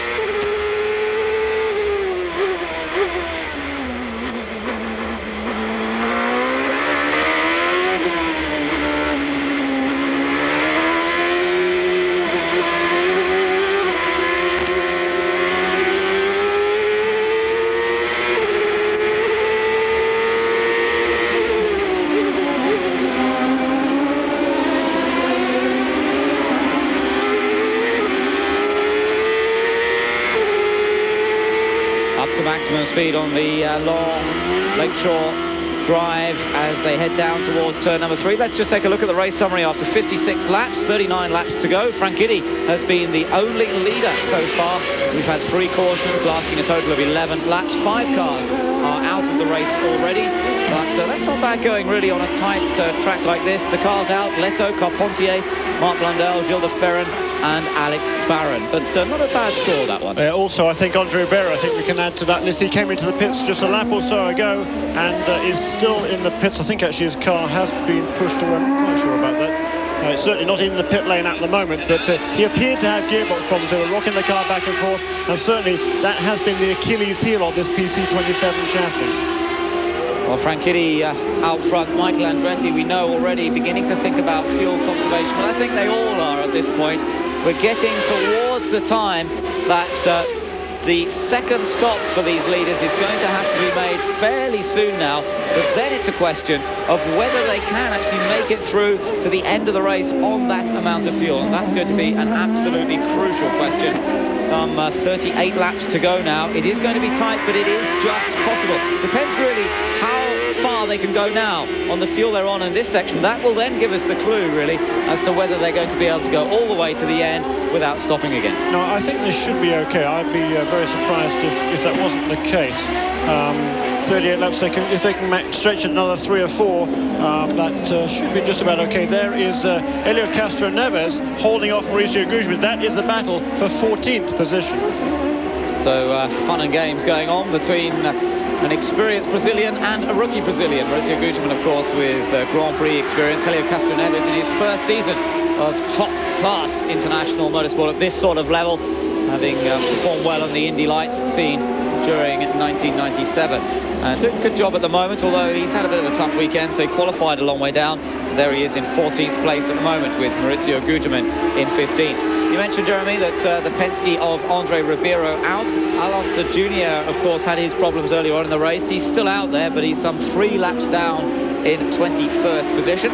There on the graphic you can see that our leaders are very much into the fuel window now, but they will try and stretch it as far as possible before they need to make the stop. And just coming back to that Penske situation, Andre Ribeiro out. It's been a lot of races that we've seen that. There's Guzman right alongside Helio Castro-Neves. I don't think there's going to be much chance of doing that, though, and getting past. So Guzman stays for the moment in 15th place. Yeah, certainly, I think the car there of Andre Ribeiro, I think it's 3 races running now that he's been put out of the race by gearbox problems, and a great shame there. And it's is actually 2 laps down. He's having a big dice with Michel Jourdain Jr. He just cannot get past Michel. Dario Franchitti still with the advantage then, 2.9 seconds. And look at Michael Andretti beginning to conserve fuel and definitely being caught up a little bit by the 2 Ganassi cars right behind it. Yeah, not sure what happened last lap around. It was a slow lap for Michael Andretti. Whether he made a mistake or whether he has a problem, it's hard to say. Here we are. Here's a replay coming down here. He locks up the brakes. Watching Michael Andretti as he's locked. Yeah, where is that? That's turn 8. Big lock up there for Michael Andretti. Yeah, that's right. So that's the reason that those 2 Ganassi cars have managed to close up a little bit on him. And now he's got to keep an eye on his mirrors as Jimmy Vasser and Alex Zanardi both crowd in behind him. Up front, it's given Dario Franchitti a chance to really open up an advantage. It was 2.9 seconds last time they went across the line. It's going to be similar, well, no, even more. 3.4 seconds the lead that Dario Franchitti has, all thanks to a bit of a mistake there from Michael Andretti. And Zanardi, for one, is looking very, very aggressive indeed as he continues to chase Jimmy Vasser. 60 laps completed, 35 laps remaining. And, well, we've got that stop coming up fairly soon. There's Zanardi, the onboard picture shown slithering around as he tries to keep the car under control. He seems to have given up for the moment, pushing Vasser at every opportunity. Still close in behind him, but he's not putting his nose in alongside his teammate's car quite so often at the moment. Perhaps just settling back, perhaps waiting for the next round of pit stops to see if they can gain a little advantage on his teammate. Let's go down to the pits now and have a chance to talk to Andre Ribeiro, who, as we mentioned a few moments ago, retired with what looked like us 2 gearbox problems. Gearbox problems once again. Andre, the gearbox has been an ongoing problem all season. How frustrating to have to deal with this under race conditions. Well, it's a shame because we are improving the performance of the car. The car is getting better each race. But it's part of a new package. We just have to work hard, concentrate, make this gearbox more reliable, because I'm sure that by the time that we can start finishing races, we'll have good results. Thank you. We should also...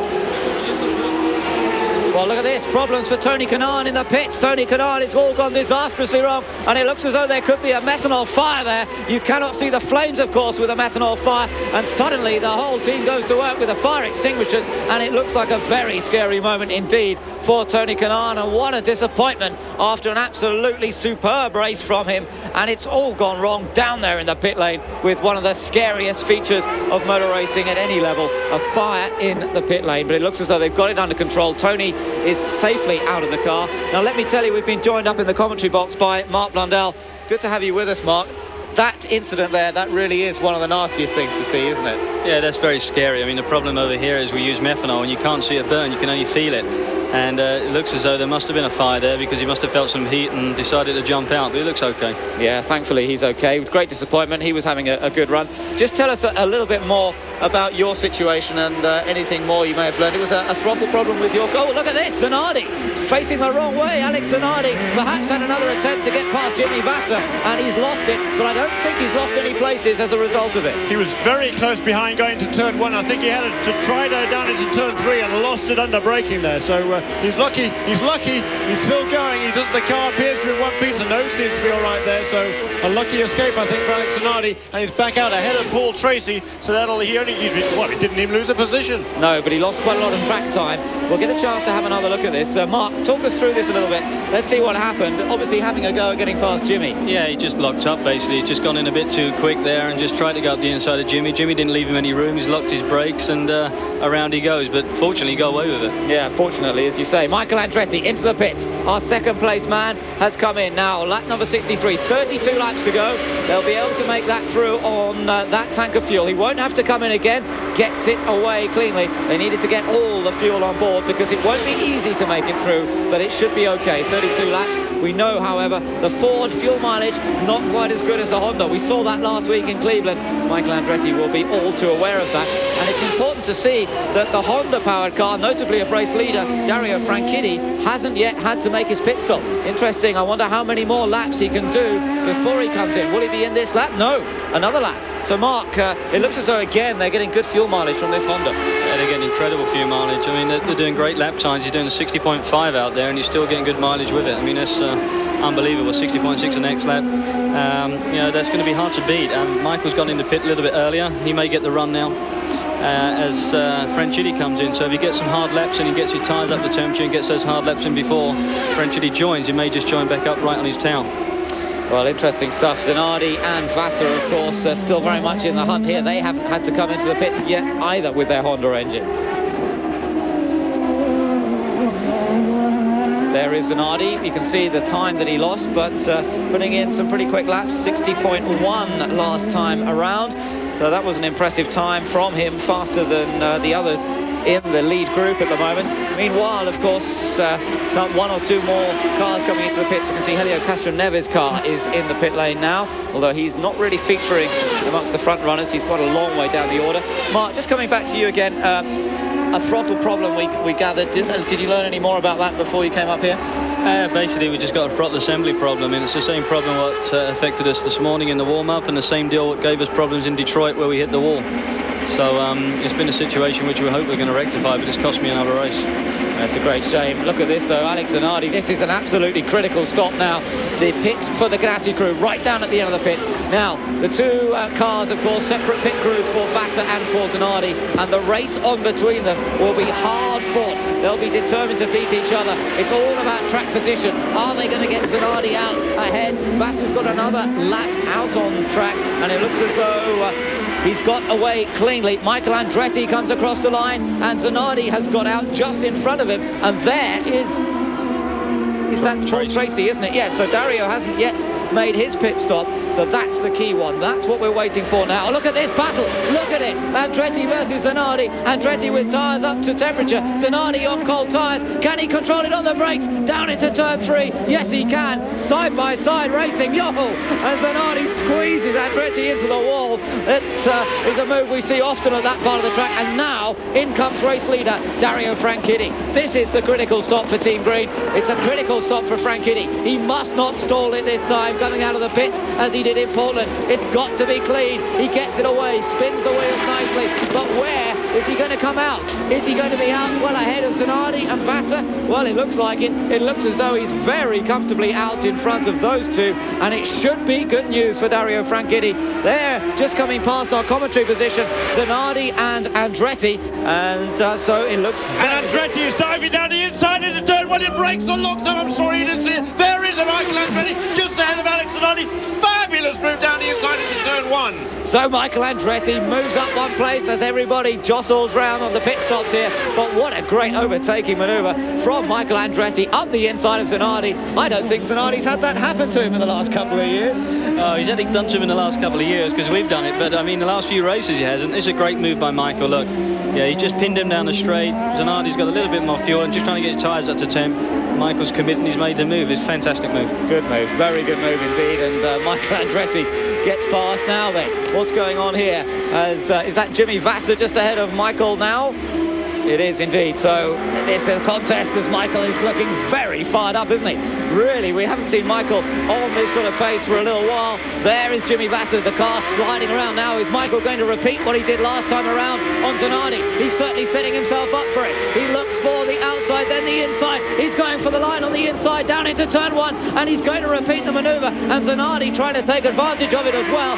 Fantastic racing here between Andretti, Vassar, and Alex Zanardi. And Andretti has beaten them both, and now he can go chasing after Franchitti. Oh, this is great. So it's a great racetrack, this. It really is. Now Zanardi will try to get past Jimmy Vassar. Vassar protects the inside line there. His tyres now, Mark, should be up to temperature, shouldn't they? Yeah, they should be well up to temperature now. The interesting thing there, you just saw Michael when he went to overtake Vassar, just popped that white button on the right-hand side, and he just used it for overtaking purposes. Look at that. Zanardi tried to get up at the inside of Vassar. Oh, and there's a shunt. Walter Salles has hit the wall, or has he hit someone else? We can only see the car of Salles at the moment. Can't see if anyone else has got involved in that, but that's down at turn number 3, so it looks as though it could have been somebody else involved, and the car not quite off the track. They might be able to put it out of the way. I wonder if they're going to have to go to a 4-course yellow on that one. I think there'll be a 4-course yellow. He's across the exit there, the runoff area, so I'm surprised if they do keep going, and this is a godsend really for Andretti. I mean, he's going to close up now on that pack. Yes, that's right. Well, this is all good fun, isn't it? Local yellow at the moment. They might try and move him, but it could be that they will have to bring out a full course if they can't move that car safely. This is the area that we're looking at with the yellow flags out there. You can see them, and they've got safety car workers down there to try and get him out of the way. Dario Franchitti still leads this race after 70 laps have been completed. There are some 25 laps remaining, and he has a 12.2 second advantage over Michael Andretti. A huge advantage in terms of this championship. Absolutely massive. Andretti in second ahead of Vassar. But this is a replay of Walter Salles. Now, he went diving down the inside of Alonso Jr., all locked up, hit the back of Alonso Jr.'s car. I don't think Al really knew quite what was going on. Suddenly this black car appears over his right shoulder, and that was the end of the day for Walter Salles. We've got Mark Blundell up in the commentary box with us. Mark, bit of a strange one, that, really. Yeah, it was a little bit strange. I think Salles just lost his reference point there and went in way too fast and locked up. Unfortunately, Little Al was the guy who came out worse, though, really, because it's probably given his car a bit of a beating, and I think he had to pit directly after that as well. He's having a tough day. They've had all sorts of problems. He's made extra stops, and he's a long way down the order. 3 laps down already. On board now, though, with Michael Andretti, who's driving superbly here today, but the question is, does he have the pace required to close up at all on Franchitti? And I have to say the answer pretty much no, because Franchitti's very consistent, lapping in 61 seconds, low 61 second bracket, similar sort of times from Michael Andretti, and he needs to find something really special to close up a 12 second advantage. Christian Fittipaldi just going through the shot. He had a spin a moment ago, didn't involve anybody else, and no 4-course caution for that. He's got himself back out on the track and continues round. Meanwhile, Alex Zanardi, really everything not quite going according to his normal plan here. He hasn't been able to find a way past Jimmy Vassar. He's found himself overtaken by Michael Andretti, and he's down in 4th position. But in terms of the championship, of course, still looks great for him. Jimmy Vassar might be a threat in the series to him, but he's only 1 place further ahead. So Zanardi's still in pretty good shape. We've seen a few cars go out of this race. One of the more dramatic was a fire in the pit lane for Tony Kanaan. We're just taking another quick replay of Alex Zanardi here. Then he made a big mistake down there at turn number 3, didn't he? On the brakes. Let's see if we can see what that was about. It wasn't turn 3, actually. It was a bit further around the course. Turn 8. Turn number 8. Just in way too deep there, I think, Mark. You're talking about in over your head. It's just the concrete there. I mean, you need to turn in before the concrete, and Alex was a little bit too tight with it.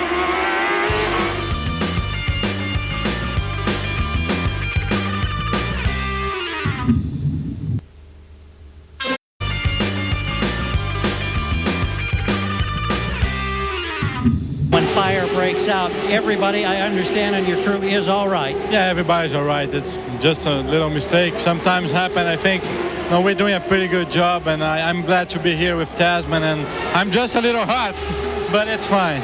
What happened? Was it a case of you pulling away too soon? No, actually, what's happened, Mike, the guy who put the fuel pump on, he had a problem to get out, and Steve waved to me, so I'm waiting for the guy in front of me. I can't see in my side, and he was slow a couple seconds and just could pull it out, so it was a pretty scary moment, but we're all right. Fortunately, we did a pretty good job. I mean, we're running 5th. The car was very good, so, well, let's go to Michigan now. All right, thank you. So disappointment for Tony Kanaan, but up front Dario Franchitti has 22, no, it's 21 laps to go as he just crosses the line once again, and he has just been controlling this race. Mark, it's a little bit like what you did last year, really, isn't it? Except, of course, you had increased pressure from Zanardi, even in the later stage of the race. Zanardi was right behind you all the way, wasn't he? Yeah, he was, and I mean, Dario's car just looks hooked up like my car was last year. I mean, we just led from start to finish. Whoa, he just got a little bit, he must have heard me. But yeah, he just looks hooked up, and he's just doing those lap times consistently, 60.6s, 60.8s. He's saving fuel at the same time, and that's what happens when you get the car working. You get into a rhythm, and then the fuel just comes with you as well, and that's going to be what's countable at the end of this race. See how much fuel they've got at the end to burn up and put a little bit more pressure on this guy, and I think Michael and Vassar are probably in the best place for that. Zanardi looks like he's burning up his rear tyres a little bit too quick. Yeah, he seems to be trying a little too hard perhaps on this occasion, and he's worked so hard to find a way of getting past Jimmy Vassar. Perhaps that's affected his tyre performance. And Franchitti, apart from that little moment we just saw there, which wasn't a big moment at all, he's looked very, very smooth. Doesn't look to be sliding the car around too much, and really just seems to be, as you say, into his rhythm, very controlled. There you can see the battle for second, third. There's Michael Andretti in the black car, the Newman Haas Swift, and there you can see just a look at the gap between himself and Franchitti over the last few laps. It hasn't really changed appreciably. Got down to just over 12 seconds, has gone back out slightly. In fact, the last lap is 11.6 seconds, so about a half a second gained by Michael Andretti, but it's not going to be enough, really, unless something major happens, unless traffic or a major problem intervenes to stop Franchitti controlling this race. Bobby Rahal, he's somewhat further back in 5th position. Tracy in 6th, Herta 7th, and Pruitt in 8th.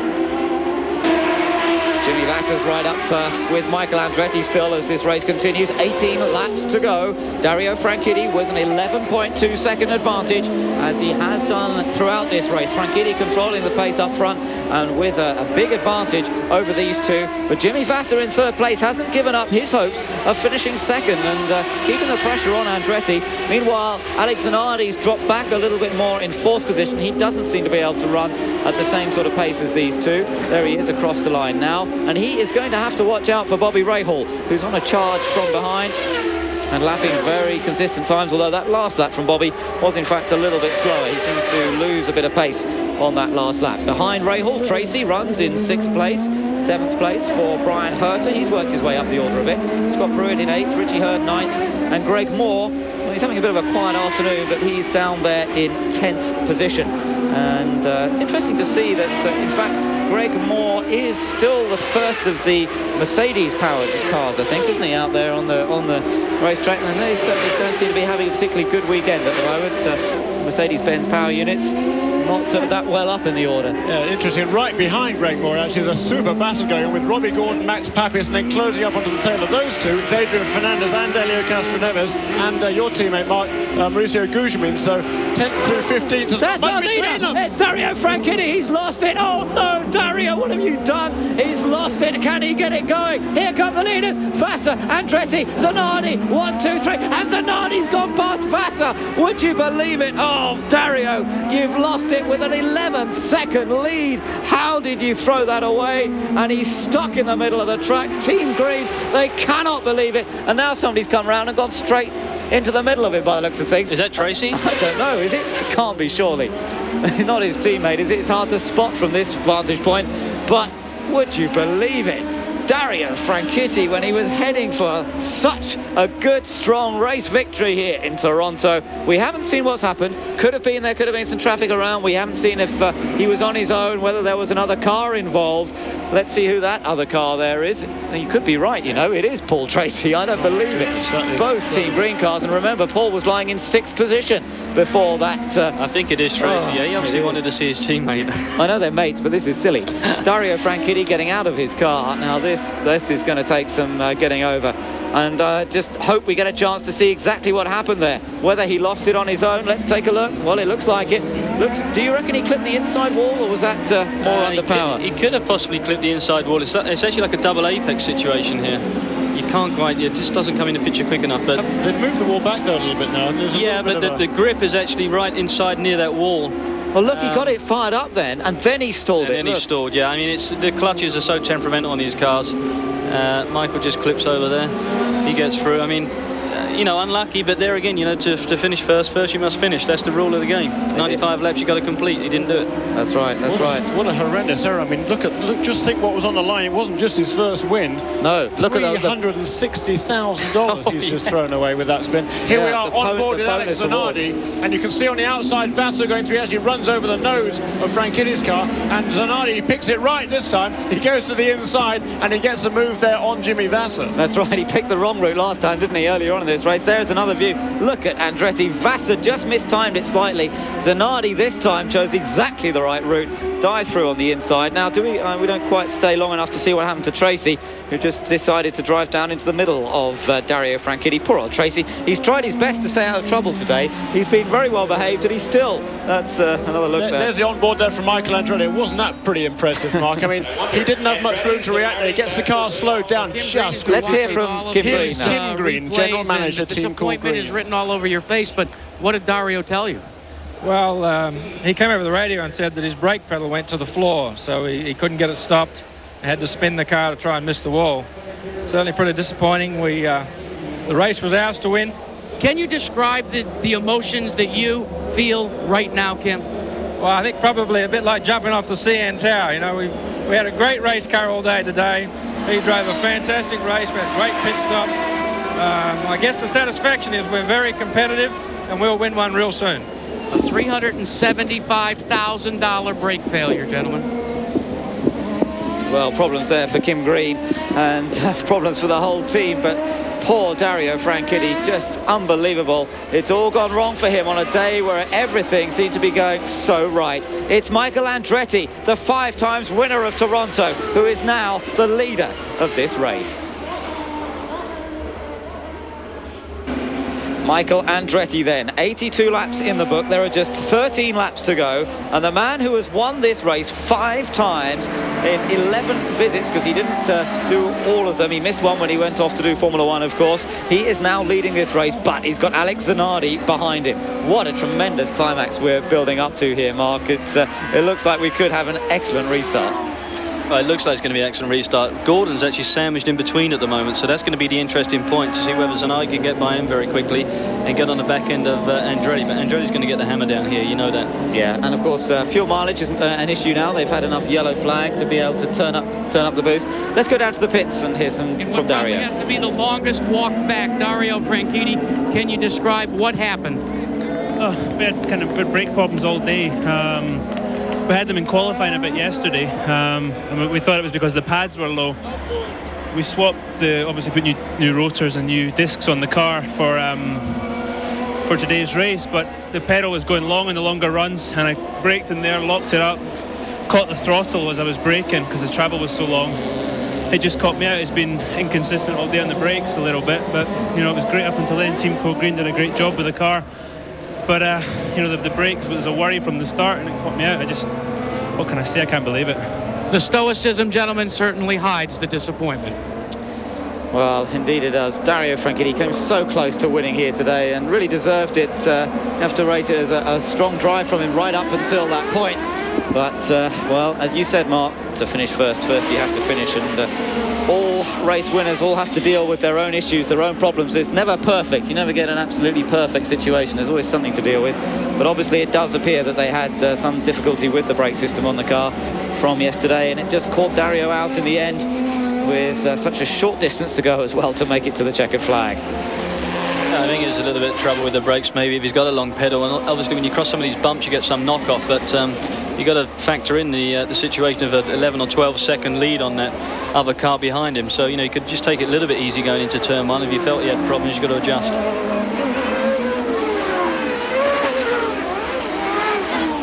It's interesting that yesterday Dario Franchitti walked back up from turn one at the end of the qualifying session to the adulation of the crowd. He was blowing kisses to them, waving away. He'd had a puncture at the end of that session and got into the escape road down there. And today that was same walk, but oh boy, what different circumstances. What a shame for Dario Franchitti. Yeah, that's right. Surely his first win is not too far around the corner, but he's just got to wonder he's going to end up like Brian Herter at this rate and getting close and not quite doing it. But Franchitti, I don't think so. I think that their time will come. Team Green's time will come. They're just getting better and better and better all the time. Paul Tracy was running well today. He was purposely staying out of trouble. He was in the top 6. They had a great car here. That's right. And, you know, even to get that close to victory in this series, it is so competitive, Mark, isn't it? That to be running up front there, to put yourself in a position, you've done a pretty good job. Yeah, he did do a good job. I mean, you can't take that away from him. He led there, and he was doing great lap times. He had a 11-second lead. He was running strong. The team, as you say, are improving race by race. They're definitely going to be one of the contenders for a race win soon. So here we go, ready for the restart. Look at Michael disappearing, and Robbie Gordon, of course, is second on the road, but Alex can't get past him yet, and that's given Michael Andretti a tremendous advantage as they go across the line, and that could be it for the race, really, because Alex Zanardi, how is he going to be able to close up that gap as they went across the line? It was already 2 seconds, and thanks to Robbie Gordon not really getting on with it on that restart, Alex Zanardi now has an awful lot of work to do to close up to the back of Michael Andretti. On board with Bobby Rahal. Now watch out, he has been going well. He's got Jimmy Vasser ahead of him. Robbie Gordon moves well over to the left, does a good job of getting out of the way there, and Bobby is able to follow Jimmy Vasser through turns 3 and 4. No problem for him at all, and Gordon keeping well out of the way, but Mark, he was a little bit slow to get going there, wasn't he, as Michael accelerated away? Yeah, Michael made the break, and actually I'm surprised they didn't wave that off, because it was such a big lead from Gordon there coming off the corner, but Michael's in the lead, and it's down to Zanardi to put the hammer down and catch him up. And as experienced as a driver as Robbie Gordon is, you really wouldn't expect him to be caught out like that. That's right. Michael Andretti's taking full advantage of that as he comes out of turn number 11, crosses the line, and let's just check what his lead is as they come on. Bobby Rahal having a little look at Jimmy Vasser as well. Look at this as they come. Oh, and Bobby's locked it up, and he's lost a time there. Lost some time. Has he lost a place? I'm not too sure. I think he stays where he was behind Jimmy Vasser, but that was all a bit marginal, wasn't it? Yeah, the cars are actually behind Bobby Rahal, all a lap down. 2 cars there. There's Duskin car, that is Robbie Gordon, then is Christian Fittipaldi. Both of those two are lap down, and there's Fittipaldi down the inside of Gordon and taking them both wide. Herter says thank you very much indeed. Herter is the next car behind Bobby Rahal in the proper race order, in 6th position. Sorry about that. Rahal making an attempt, it doesn't come off, so Jimmy Vasser still holds on to 3rd position. It's Michael Andretti who leads, Zanardi 2nd, Vasser 3rd. The Ganassi team running 2nd and 3rd on this occasion, and Newman Haas looking for their 2nd win of the year. Goodyear are looking for their 2nd win of the year. Michael Andretti, who's been up front in so many races this season and looked in such good form, when something's gone wrong, there's still 10 laps to go. We've seen what's happened to Franchitti already. There's no way this race is all over, but Michael Andretti, the 5 times winner here, is he going to make it 6 wins? Battling going on further down the field as the concertina effect of the yellow flag still has an effect, as everybody's still jostling for position, and Bobby Rahal trying to make up for that mistake and close up behind Jimmy Vasser once again. And Christian Fittipaldi, but down in 16th place, remember, for Christian, and no doubt very aware that it's his teammate who's up front and leading this one and perhaps heading towards victory. There's Vasser then, Zanardi. The gap between Andretti and Zanardi last time around was about 2.4 seconds. So we're going to have to keep an eye on that gap. Yeah, we are indeed. Michael Andretti's record here, as you say, 11 races, 5 wins, a second, a third, a fourth and a fifth, and 2 DNFs, and that is a remarkable string of success on this racetrack. You know, it suits his style. He's a very aggressive driver, and I think that's what you need to be around here, Mark. Is that right? Yeah, you need to be aggressive. You need to attack the corners, but it's also the fact that you've got to be aggressive on turning the car in, but then you've got to be a little bit careful in terms of coming off the corner because you've got no grip underneath you. So it's just getting in the rhythm, and Michael gets into a rhythm very quickly. We see it on all sorts of tracks, even the short ovals. You see him get into a rhythm very, very quickly, and he sticks with it. And it's the same here. He's just in that rhythm, and he's flying. He certainly is. Well, let's keep an eye on this gap. Into the pits, meanwhile, comes PJ Jones. And he's a long way down the order, so he's not really featuring in things at the moment. There's on board there with Bobby Rahal. He's very close. He's caught right back up to Jimmy Vasser. And Vasser slides sideways under braking here. The tyres are beginning to go away on these guys. They're really beginning to struggle a little bit. And there is Bobby Rahal all over the back end of Jimmy Vasser.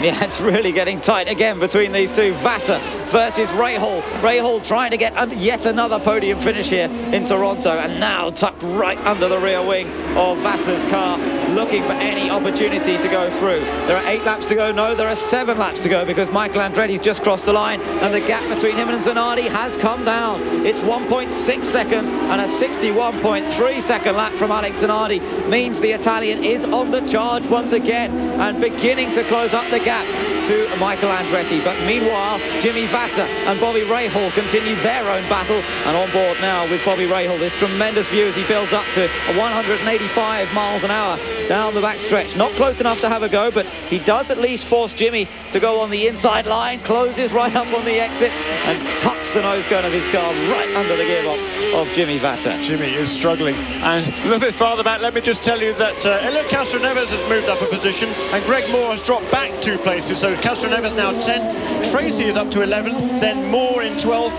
and Gujamin back to 13th. Those are the last cars on the lead lap. So Andretti and Zanardi, look at how this gap has closed up. It's much, much closer now. Zanardi is on one of his charges in the final stages of the race. The gap as they cross the line this time is under 1 second. He's made up over half a second on that last lap. A 60.9 second lap from Zanardi, a 61.6 from Michael Andretti, and there is talk of a little bit of rain in the air as well. Difficult to see from our commentary position, but people are reporting 1 or 2 spots of rain. That could be affecting things as Zanardi closes up under braking at turn number 3. Closer and closer comes the Italian to Michael Andretti, but Andretti will be so focused on trying to take his 2nd win of the season. They've had such a torrid time this year. Should have won the race in Japan. He should have done better than he did in Long Beach. Several places. Nazareth was the other one where he lost it on a restart. So many opportunities have gone away from Michael Andretti. Surely he can hold on in the final 5.5 laps here. He's going to have his work cut out. There is no harder charger in the last few stages of a race than Alex Zanardi. But you know, Michael Andretti, he's been there, done that himself. He knows what it's like to be the chaser and the chasee. In this position, he's the guy out in front, and you can bet your bottom dollar he's not going to let Zanardi pass without a fight. That's right. We saw Andretti get past him earlier on, but I think what's probably interesting is the fact that Andretti may have had to back off on the fuel consumption a little bit there. He may have leaned out slightly, and we know that the Honda is so good on fuel. We saw Franchitti run an extra couple of laps on top of everybody else, and that may be the case that he's just catching up. Tracy's in another incident. Oh no, Paul Tracy's lost it, and he was racing against Adrian Fernandez, and it looks as though it's gone wrong for him. Yeah, he just passed Castroneves on the previous lap. Well, there is Tracy. It's been a bit of a fun-packed afternoon for him, hasn't it? That's down at turn number 1. See the yellows from our commentary position here. There's Adrian Fernandez, Helio Castroneves. They continue their little battle. And let's take another look, see if we can see exactly what went on here. There's Adrian Fernandez, Paul Tracy right behind him. Goes for the move down the inside, brakes. Oh, and he just, well, that was poorly judged, I'm afraid. He was locked up, and he just slithered into the back of Adrian Fernandez. And it just seems that whatever Tracy does doesn't come off at the moment, does it? He's just having a bad season in that respect. It's just unfortunate he's getting caught up in all these incidents. But, you know, he's back on the road again, and he may feel that he can make some position again. So look at this, this is the battle for the lead coming up behind. Tracy has recovered now, Andretti and Zanardi. This is how it's going to be settled between these two, and it's just not worth talking about the gap now. It's all about position and racing and who has got what it takes to take the win in this race. 4 laps to go to where it's less than that. It's about 3.5 laps remaining now, and we don't need to worry about the gap, but really between these two we can see how close together they are. And Zanardi now, as he's gradually closed up, now he's got the opportunity. He's got to time it, he's got to position the car right, but he's got to find a space, and that is what Michael Andretti is going to try and prevent happening. Michael already covering the middle of the road as they go down towards turn 1. This, of course, where Michael passed Zanardi earlier in the race. Zanardi not close enough. Now trying to get a good run off turn 1, out of turn 2, onto the back stretch. This is where top end speed's important. This is where how much downforce they're running on the car can make a difference as to the speed at the end of the straight. Not much difference in it there, and Zanardi now tries a little late move. Oh, he's gone through on the inside, and he's done it. I don't believe it. Alex Zanardi braked. He seemed to be too late to be able to make the corner, and he's got past Michael Andretti. It's just amazing, like the move he made on Herta in the closing stages at Long Beach. He's got past Michael Andretti, and I just can't believe that he actually got through there. Well, you know, that's a man who's got confidence in his machinery, and he's got a car underneath him what works, and you know, that's when you're on a roll, that's what you can do, and he just did it. And Michael will be kicking himself, I'm sure. I think he just left the door open a little bit too much, and you can't do that with Alex Zanardi. He's going to make the move on you. And he certainly has made a move. Zanardi is the race leader with 2 laps to go, and the train continues. Alex Zanardi, take a look at this again. Jeremy, brilliant move on the inside. Yeah, I'm just astonished. I mean, Michael Andretti is the last guy you'd expect to leave the door open, and you know, Herta was criticised a couple of years ago. Well, Herta had a heck of a lot less experience. Here's the on-board from Michael Andretti, and there is Zanardi down to the inside. What a fantastic manoeuvre that was. But as you say, what was Michael doing leaving the door so 20 open? yards between them. Michael locks up that right rear tyre, and Zanardi locks him up trying to get it slowed down. You know, what a fabulous move, Mark. It was a good move. I think he just saw Michael lock that rear up and just thought, right, I'm going to go for it. He knows he's going to be a bit edgy on the entry to the corner, and he made the move. He only needed to get by the side of him, and that's exactly what he did.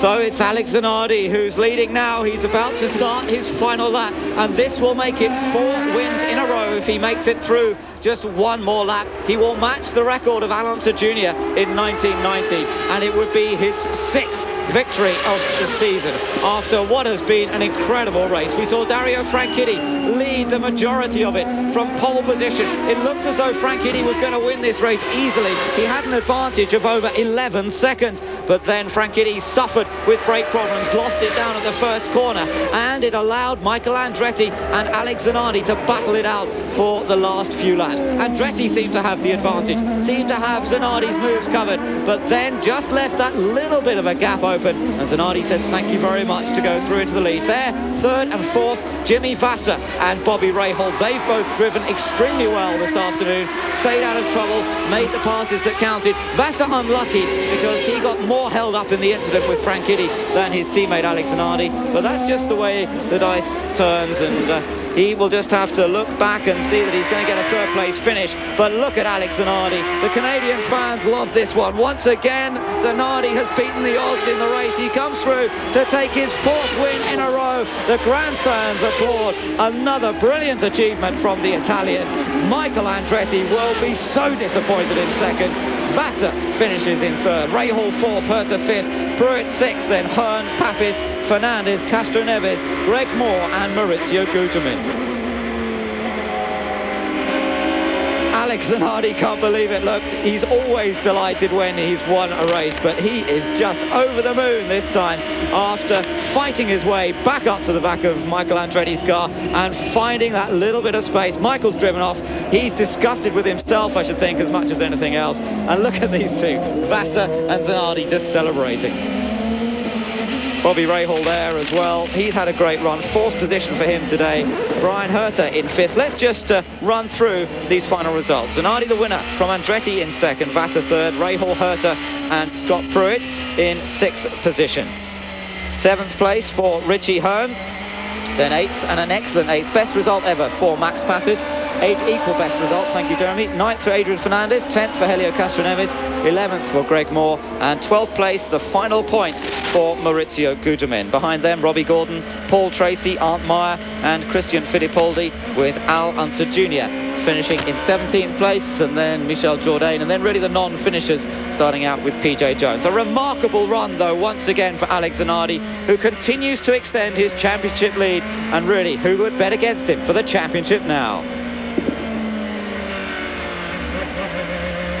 Making his way around slowly. He hasn't done any donuts, I notice, yet, but I wonder if he will. He's got a fair bit of space as he comes down onto the start-finish straight, and it may well be that he decides to do a few donuts just to give the crowd something to cheer about. There's a look at the points, and Jeremy, look at the advantage he now enjoys. Yeah, 69 points over Jimmy Vasser. He could go home for 3 races and still be in the lead.